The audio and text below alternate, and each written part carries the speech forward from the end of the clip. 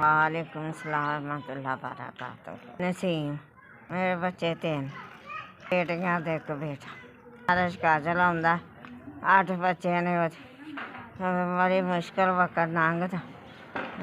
पुत्तर 2 साल हो गए मैनू बमार नू। रिश्के ते कदी किते लई फिरदा कदी किते रिश्का चलाउंदा माड़ा चंगा रोए कदी ना किते लै जांदा। पुत्तर आंदा हर हालत च मैं बचाउणा अपनी मां नू जिवें बच जावे ना।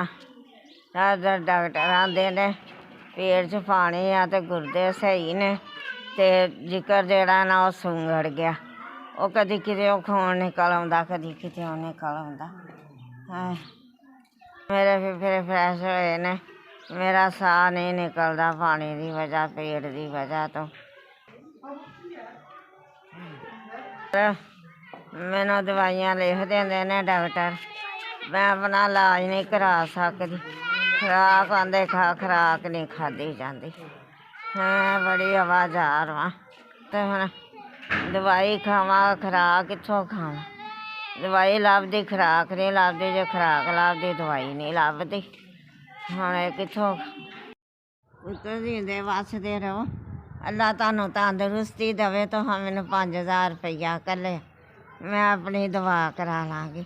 अल्लाह तुहाडे बच्चेआं नू अल्लाह तंदरुस्ती देवे। अल्लाह तुहानू नेकी दी तौफीक देवे बहुता देवे। खैर खैरत कड्ढन आए रवो।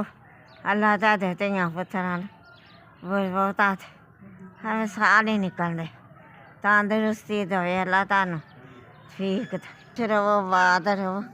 अल्लाह तुहानू खुशी च रखे। बस अल्लाह भला करे। अल्लाह तुहाडे बच्चेआं नू तंदरुस्ती साह् नहीं निकलदे।